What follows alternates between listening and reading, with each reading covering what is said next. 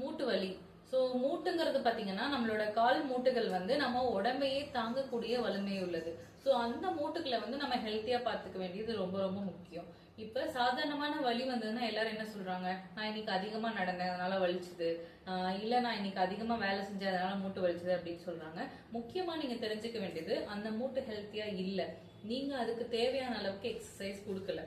இதை வந்து நீங்க புரிஞ்சுக்கணும். முதல்ல மூட்டு என்ன மாதிரி பிரச்சனை எல்லாம் வரும் அப்படின்னு பாத்தீங்கன்னா, அதுல சுத்தி பாத்தீங்கன்னா மசில்ஸ், லிகமெண்ட்ஸ், மெனிஸ்கஸ் இந்த மாதிரி, அதாவது சுத்தி சதைகள், அதுக்கான தேவையான ஃப்ளூயிடு, அதுக்கு இடையில பாத்தீங்கன்னா காது மாதிரி ஒரு கார்டிலேஜ் சப்ஸ்டன்ஸ், அந்த ரெண்டு மூட்டுக்கும் இடையில அது குஷன் ஃபீல் பண்ற மாதிரி ரெண்டும் ஸ்ட்ராங்கான எலும்பு, அந்த எலும்பு வந்து உராசாம இருக்கிறதுக்காக இடையில வந்து ஒரு குஷன் மாதிரியும் ஒண்ணு இருக்கு.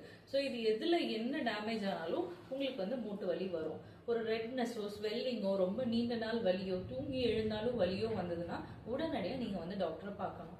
பேசிக்கா இப்ப எனக்கு வலிக்குது லைட்டா அவ்வளவுதான் அப்படின்னு நினைச்சீங்கன்னா அதுக்கு ரெண்டு விஷயம் பண்ணணும். ஒண்ணு பாத்தீங்கன்னா நீங்க ரெகுலரா எக்ஸசைஸ் பண்ணணும். ரெண்டு எக்ஸசைஸ் டவல் வச்சு பண்ணணும். முதல்ல மூட்டுக்கு கீழே ஒரு டவலை ரோல் பண்ணி வச்சுட்டு மூட்டை வந்து கீழே நோக்கி அழுத்துறதுனால உங்களுக்கு மூட்டு ஸ்ட்ரென்தன் ஆகும். அதே மாதிரி ரெண்டு மூட்டுக்கும் இடையில ஒரு டவலை ரோல் பண்ணி வச்சுட்டு அந்த டவலை வந்து ரெண்டு மூட்டையும் வந்து அந்த டவலை உள்ள நோக்கி அழுத்துறதுனால உங்களுக்கு வந்து உங்களோட மூட்டு வந்து ஸ்ட்ரென்தன் ஆகும்.